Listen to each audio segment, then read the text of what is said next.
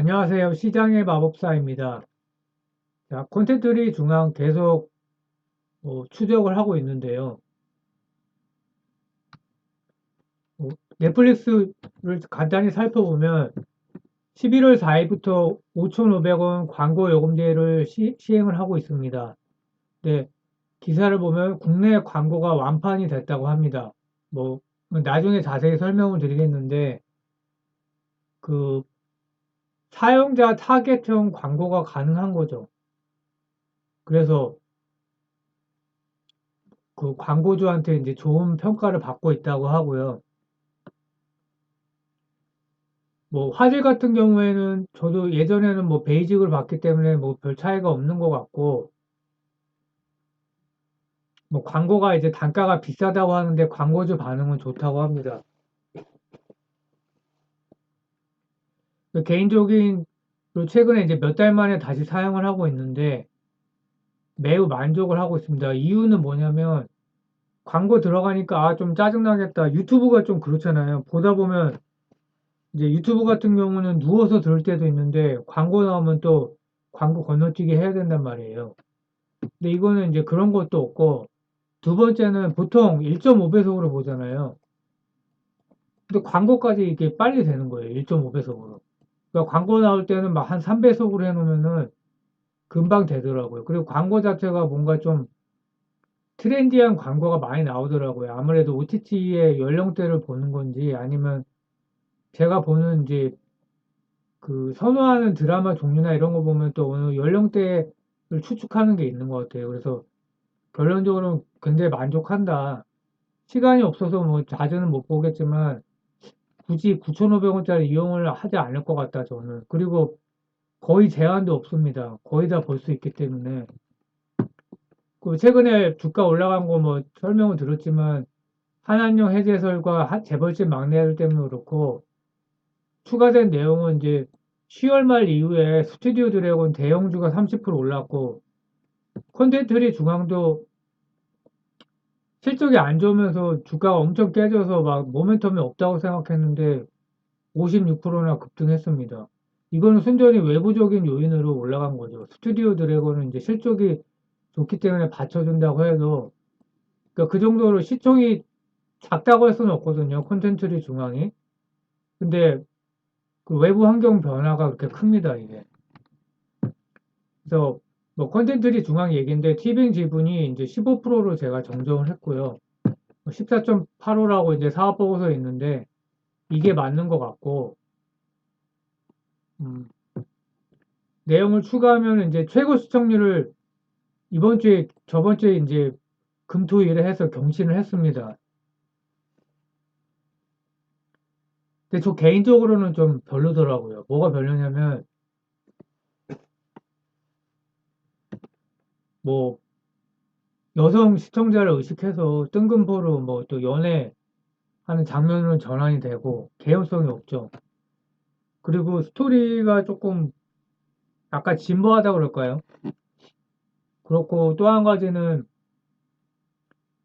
뭐 하여튼 주인공 연기가 송중기 씨 연기가 저는 좀 그렇더라고요. 근데 중요한 거는 또 시청률이니까. 그래서 제가 볼 때는 이게 이제 아시아권에서 처음에 1위 했다가 이제 세계적으로 순위는 많이 밀려나 있거든요. 근데 그게 스토리 자체가 뭔가 좀 한국적이에요, 너무. 그래서 세계적인 히트를 기록하지는 못했던 것 같습니다. 근데 어쨌든 뭐 시청률이 올라가니까 이제 그거는 제 개인 취향이고.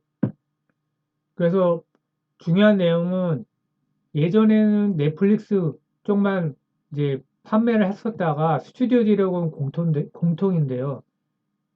뭐 스튜디오 드래곤은 넷플릭스 TV는 원래 했던 거고 이제는 디즈니 플러스도 많이 이제 같은 작품을 이렇게 여러 군데 판매하는 거고 해외에서는 그 비우라고 홍콩 내 OTT와 비키는 어디인지 모르겠는데 뭐 미국에도 있고 미국에도 북미 쪽에 아시아 드라마 플랫폼도 있고요. 이게 여러 군데 판매를 하고 있고 이제 네이버 시리즈는 이제 오늘 제가 처음 알았습니다. 그래서 팔로가 늘어나고 있다. 이게 굉장히 긍정적이죠. 그래서 하나가 히트 치면은 여러 군데 동시 방영을 하면서 이익률을 30%까지 끌어올릴 수 있다. 이게 이제 목표라는 거죠. 그래서 재벌집 막내 아들 하나로 매출 460억, 이익이 100억 정도로 이렇게 예상을 하고 있다고 합니다. 근데 레몽레인 IP랑 반반 나누기 때문에 이제 이렇게 줄어드는 거고요. 나머지는 이제 레몽레인이 가져가는 거고. 그래서 뭐 재벌집 막내 아들 때문에 종속회사가 이제 있는데 뭐 자산이 353억인데 이게 이제 제작비로 보는 거죠.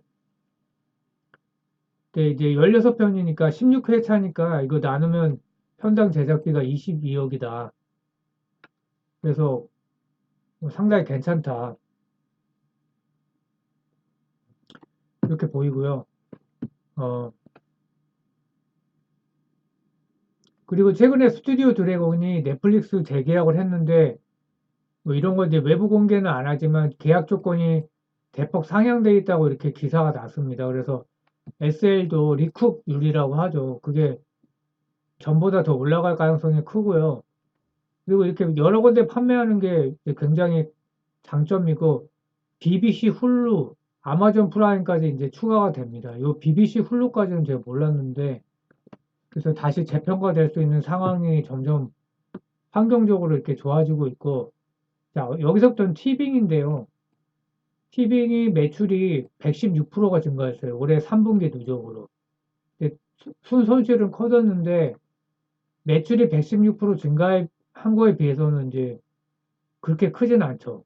그래도 어쨌든 뭐 상당한데 티빙의 그 매출 증가는 멤버십이에요, 대부분. 그래서 어, 가입자가 그만큼 많이 늘어났다. 왜 늘었냐? 오리지널 콘텐츠. 이게 한 달에 두 편씩 나오는데 뭐 올해 이제 10월 달에 또 대박 친 게 몸값이라고 그 진성규 씨가 나온 건데 진짜 재밌겠더라고요. 못 봤지만 그게 이제 DAU가 엄청나서 그리고 환승연애 임영웅 콘서트 그래서 3분기 티빙 매출이 전년 동기 82% 증가했다. 그래서 어떤 콘텐츠가 히트를 하면 가입자 수가 증가하고 그 IP를 확보하면서 시즌2가 나온다.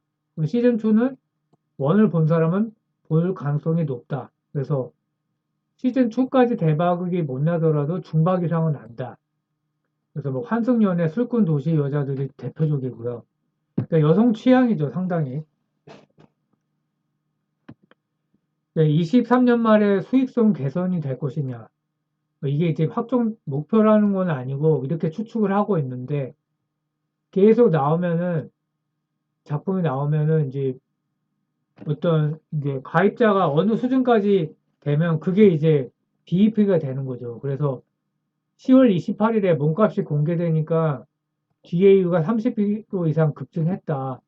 124만 명을 기록했다고 합니다. 이렇게 탁 튀었죠. 23년 이후는 해외 진출을 본격화하고 23년 말까지 100개 작품 공개, 가입자 800만 명을 목표고요. 오리지널 콘텐츠가 경쟁력이 있다. 뭐 이런 작품이 이제 2가 나오는 거고요. SF 드라마 연도를 내년 상반기 북미, 영국, 이탈리아, 호주 야심작이죠. 해외에 공개하니까. 그리고 다음 달 공개하는 아일랜드 글로벌 OTT 아마존 프라임 비디오를 통해 해외 시장에 선보인다. 근데 이게 성공하면 굉장한 거죠. 그리고 내년부터는 일본과 대만 등 해외 시장 직접 공략하고 24년도는 미국과 유럽에서 사업을 시작한다. 그리고 23년부터는 글로벌 OTT를 거치지 않고 티빙 서비스를 통해 직접 오리지널 콘텐츠를 제공하겠다. 그러니까 이거 굉장히 크죠. 이렇게 되면은 성공하면 가입자가 폭증하겠죠. 그러면 그러니까 한마디로 한국판 넷플릭스가 되는 거죠. 그래서 23년에 일본, 대만, 24년 미국, 유럽 그러니까 원대형 플랜이 있는 거고요. 이제 했던 얘기입니다, 이게. 그래서 월평균 2배, 2개의 오리지널 콘텐츠를 공개하면서 이용자 증가에 기여를 했다. 그리고 네이버 멤버십으로 티빙을 가입하면 월 4,900원이거든요. 근데 오리지널을 못 봅니다. 그래서 저도 저번에 한번 봤었는데 결국은 7,900원짜리 티빙 베이식을 보게 된다.